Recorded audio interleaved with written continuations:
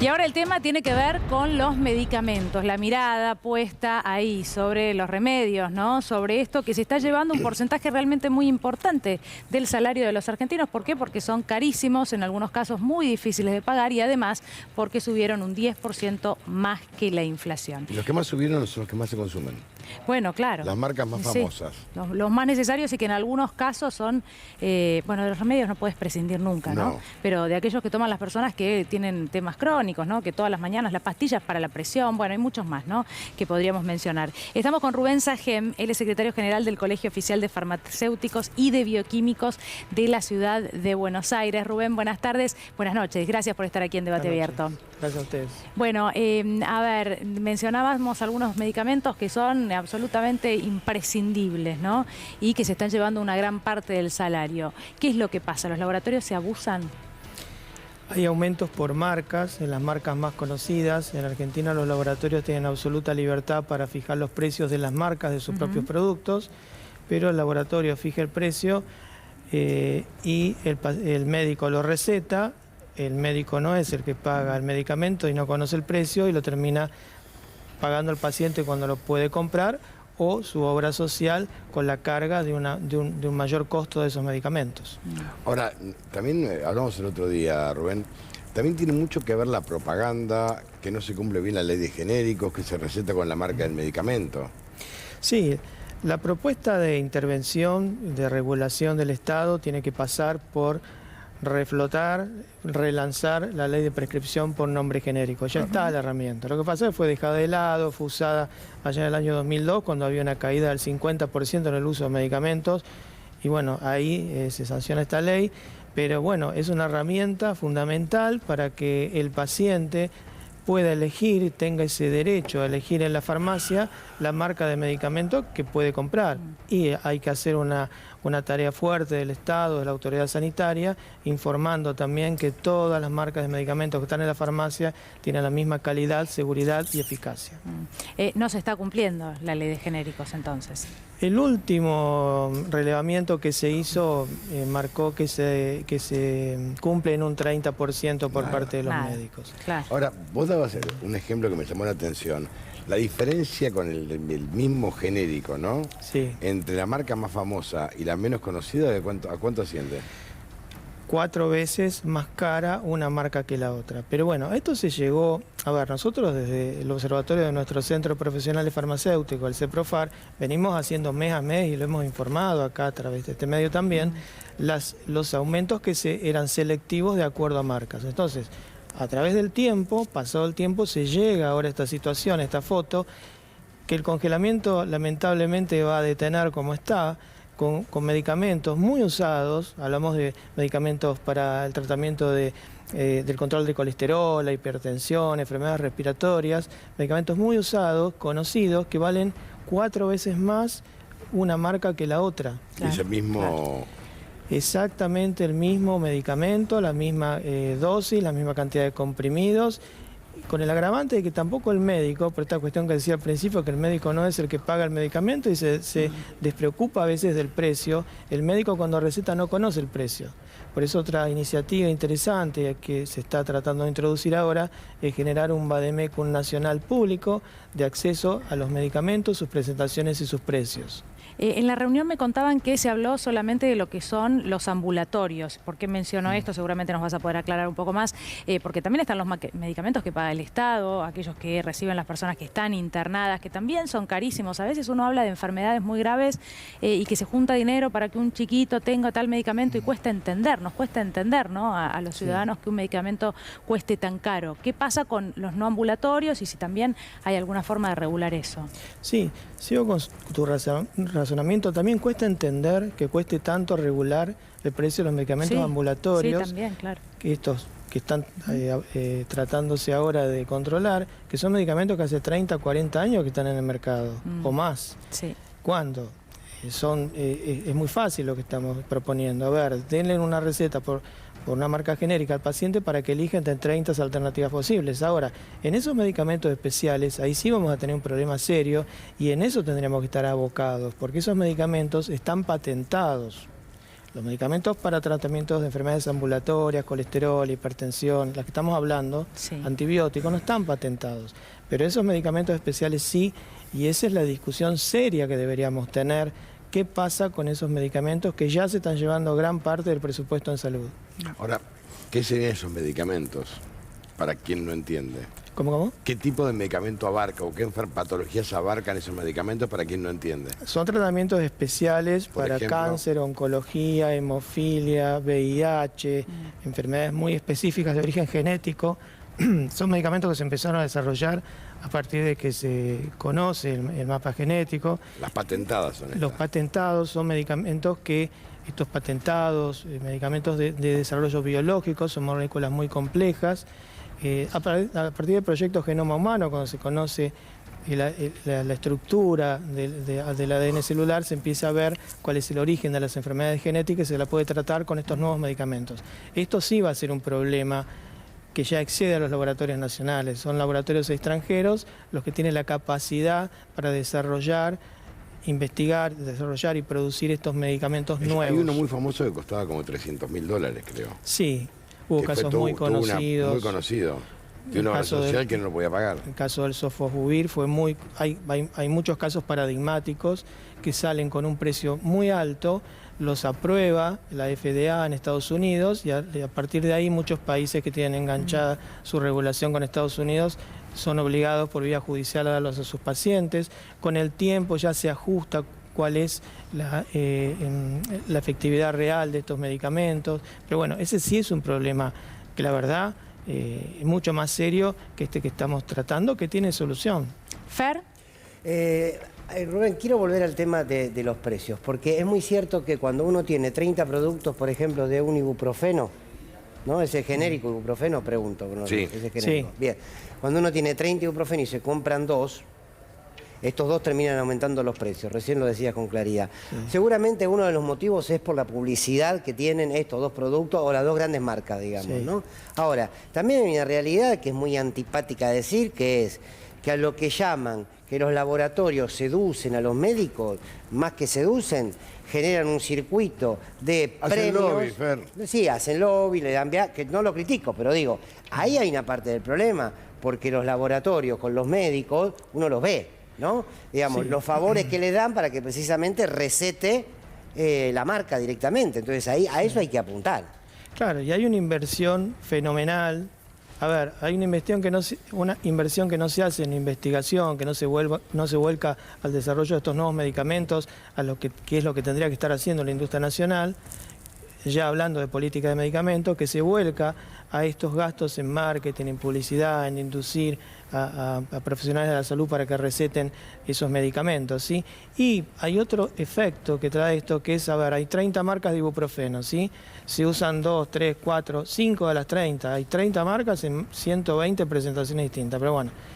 Y resulta que después, cuando los laboratorios justifican sus precios, ellos ahí suman todos esos ibuprofenos, incluso los que no se usan, los que están discontinuados.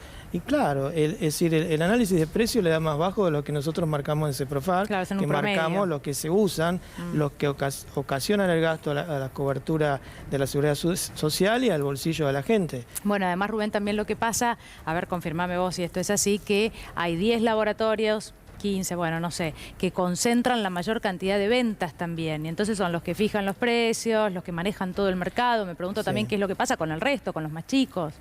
El resto se acomoda a los precios que ponen los dos más grandes. A ver, vamos a hablar del ibuprofeno. Hay dos laboratorios extranjeros que son los que ponen los precios en Argentina. Todo el resto, las otras 30 marcas, 120 presentaciones, se acomodan a ellos. Pero bueno, también ¿por qué pasa eso? Porque no existe la regulación que puede favorecer al paciente, como es la prescripción por genérico, que el paciente vaya con un ibuprofeno, sepa que son todos iguales y le diga al farmacéutico, dame el más barato o mostrame cuáles tenés. Claro, pero el tema es, primero, volver a acostumbrarnos a pedir por genérico. Y el segundo es que vuelvan a recetar con genéricos, porque la ley está vigente. La ley, el último relevamiento se hizo en 2015, cuando era ministro el doctor Daniel Goyán, que es médico, y tuvo una fuerte oposición de algunas corporaciones médicas, porque ellos quieren recetar libremente, pero Recetar libremente es recetar libremente en base a la acción farmacoterapéutica que Claro. tiene un medicamento, no libremente en cuanto a incluir una marca en una receta sin ninguna justificación. A ver, yo en los años que estoy leyendo recetas, nunca leo una justificación cuando el médico incluye una marca, nunca. No hay Nunca lo nada que justifica. justifique, no hay Claro. nada que justifique, no hay ninguna diferencia. Digo, esto parece una obviedad, pero uno se lo vuelve a preguntar si tal vez un laboratorio que es más grande, que viene de los Estados Unidos, Ponele. puede tener algo mejor si la droga es la misma. Yo te puedo asegurar que laboratorios muy prestigiosos, que si vos vieras los nombres comerciales, hay laboratorios muy prestigiosos que son precios más económicos que otros. Claro. Pero es por el lobby tiene de la lógica. marca, fundamentalmente. En Argentina se dice que hay, se denominan los medicamentos como innovadores, genéricos. Bueno, se dice que hay genéricos con marca, porque no hay una categoría específica de medicamentos genéricos como se usa muchas veces en Europa, que incluso laboratorios grandes tienen una segunda marca con el nombre genérico. Acá son todas marcas, por eso se dice, son genéricos con marcas, son todas Sí. marcas. Y hay marcas conocidas que aumentan menos, incluso algunas se dejan de hacer, y como digo, está el precio ahí en los Vademecum, colgado de hace años, incide cuando uno hace los relevamientos y esos hay que dejarlos de lado, pero no se usan, justamente porque se usan los más caros. Claro, no se recetan. No, bueno, es un momento, pensaba Antonio, Rubén y todos, ¿no? Para volver a plantearnos, porque uno se va olvidando, de la ley de genéricos no hablamos nunca más, se va olvidando de todas aquellas cosas que ya deberían estarse sobreentendidas y ya como una regla, ¿no? De pedirle al médico Lo que pasa es que, bueno, es muy difícil, ¿no? Siempre todo queda en manos del consumidor. El consumidor en ese caso es una persona enferma, es un paciente, es alguien que tiene que estar, ¿no? Que no sabe además de medicina, que puede dudar si ese medicamento es mejor que otro y bueno. Y comprar propaganda. Pero Yo que no sé bueno, nada. pero claro. Ah, mira, claro. vi este. Sí, Y voy a ese. sí. Nunca tenemos que culpar al paciente porque el paciente se quiere curar. Claro. Y quiere a lo mejor acceder a lo que él cree que le va a hacer mejor. Sí. Pero, a ver, también se puede ir generando una costumbre de que el paciente sepa que tiene que consumir enalapril, atorvastatina, salbutamol y no las marcas. Cada vez Claro. yo todo eso no tengo ni idea de qué se trata. Bueno, Sí, conozco el ibuprofeno porque lo tomo. bueno. ¿Entendés? Pero Sí, no sé de qué se trata. Y hay otro tema, ahí vamos con Fer, Pues que sí, me lleva a pensar en las farmacias también. En algún momento hubo algunas farmacias que tenían precios un poco más bajos. Bueno, ahí pasamos a un segundo tema que tiene que ver también con las farmacias. Las Uno grandes termina cadenas, yendo a la gran cadena que está en la esquina, que está 24 horas abierta, ¿no? Cuando hubo en algún momento, no sé si siguen existiendo, las cadenas de farmacias que tenían precios, la cadena digo, Que tienen no la de genéricos, barrio. los medicamentos que Sí, se llaman genéricos. sí, claro. Existen algunas, pasa que en otros países funcionan más que acá tenemos otra idiosincrasia. A ver, la función de las farmacias es fundamental y eso también hay que rescatarlo. Nosotros en toda la pandemia informamos correctamente en base a evidencia científica. Sí. A ver, el farmacéutico atiende a los jubilados en base a un precio PAMI especial, porque también a raíz de esto el PAMI ha generado un precio especial. A la farmacia le conviene menos porque tiene que trabajar más, entregar más medicamentos, y lo hacemos a pesar de que habría que reconocer mejor, eso es algo que falta, reconocer mejor la función de la farmacia, que en todo este circuito son las que salen perdiendo siempre, porque la rentabilidad de la farmacia, la que necesita para atender bien al jubilado, para atender bien al paciente, se la llevan los intermediarios, los laboratorios, las mandatarias, las prepagas, ¿sí? Claro, Las prepagas claro. le saca 2/3 de la rentabilidad de farmacia. Bueno, es un sistema complejo, pero que está montado en esta publicidad de los grandes laboratorios, de las grandes marcas. Ahora, Rubén, si uno va con una receta que el médico le dio con una marca y se la presenta al farmacéutico, ¿el farmacéutico me puede dar el genérico si quiere? Sí, claro, ahí No, lo que pero bueno, falta... por eso digo, esto es bueno saberlo. Ahí lo que falta, claro, está muy bien. Lo que tiene que saber el paciente es que tiene ese derecho. Aunque Claro. el médico le ponga una marca, y aunque incluso la caja de laboratorio sea más vistosa, más llamativa, más linda, los medicamentos son iguales. La calidad, la seguridad y la eficacia está garantizada en todos. Bien. Porque el tema más grande, Dani, a los chicos les pregunto, Sí. ¿no? Es el lobby. Porque, a ver, un laboratorio grande puede hacer publicidad, poner PNT en los programas de televisión, Puede ser todo. Y puede Sí. encarecer los precios Claro. libremente en Argentina, cosa que en muy pocos países del mundo pasa. Que un laboratorio invierte en publicidad, pone el precio, lo sube y todos terminan pagando, el paciente, la seguridad social, las prepagas, todos terminan pagando el precio más caro que se pone ese producto. Ahora me quedo pensando si alguno de ustedes, no sé, en los últimos tiempos, ojalá que no haya tenido que ir al médico a pedir un medicamento, ¿no? Recibir un medicamento, una receta, pero el genérico ya quedó en el pasado. Sí. Fer, Anita, ¿no? La verdad Sí. que ahora lo estoy pensando yo y por eso decía, es ahora y ante la emergencia y ante la necesidad. Ahora qué paradoja que se dé Pero- post pandemia, ¿no? Después de una pandemia y donde creímos que Sí, algunas que- cosas cambiaban. Que hubo medicamentos que para el COVID, o sea, si bien no había un medicamento particular, había un medicamento que, no me voy a meter en esto porque no soy médica, pero por ejemplo mi mamá que tuvo COVID y estuvo bastante grave, salía 9.000 pesos en ese momento. Y la verdad era sorprendente. Mi pregunta a Rubén es, ¿qué rol cumplirían las obras sociales? Porque decíamos, bueno, decía Fer, vos vas a la farmacia con la droga que te recetaron. Sin embargo, por ahí te pusieron la marca. Y ahí te empieza a pasar que la obra social no te la cumple. Eso por un lado. Y por el otro lado, preguntarte un poco que lo que se hablaba también con los alimentos, si esto podría generar algún desabastecimiento.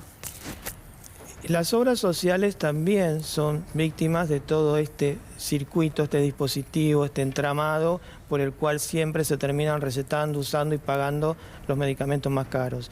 Hay cerca de 400 obras sociales en Argentina, 62% de los argentinos, 27 millones de personas acceden a su medicamento a través de la cobertura a las obras sociales, y las obras sociales son las primeras que dan el alerta cuando no pueden cubrir los costos de los medicamentos, que le implica costos muy altos a la obra social. Pero bueno, las obras sociales también en cierta forma dependen de los convenios que realizan los que manejan el sistema, que son los que tienen más poder económico, los que son los dueños de las marcas de medicamentos, y ahí caemos siempre en lo mismo, ¿sí? Pero es el lobby más histórico y más famoso del planeta y está en todos los países del mundo, que es el lobby de los laboratorios. Es una pena porque en Argentina tenemos una muy fuerte industria farmacéutica. Fuertísima. Y bueno, la idea es, nadie quiere ir contra nuestra industria farmacéutica, ni nuestra industria nacional, Claro. pero sí es necesario acomodar algunas cosas para que la gente pueda acceder a los medicamentos. A ver, en los años 2018, 2019, porque también la industria cuando la dejan aumenta los precios todo lo que puede. A ver, los años 2018, 2019 los medicamentos aumentaron el doble que la inflación. Ahora están aumentando un poco por encima de la inflación. Sí, 2018, 2019 cuando se las dejó libres el doble. Y hubo 80 millones menos de unidades de medicamentos que se usaron. 80 millones de tratamientos locura. caídos. Y ahí veíamos en las farmacias, ahí empezamos a hacer los relevamientos de Ceprofar, bueno, una receta PAMI que perdió la gratuidad, impidieron la gratuidad a muchos Sí, jubilados. sí. Bueno, de una receta de 3 medicamentos llevaban uno. Bueno, Eso venían lo acá, vimos.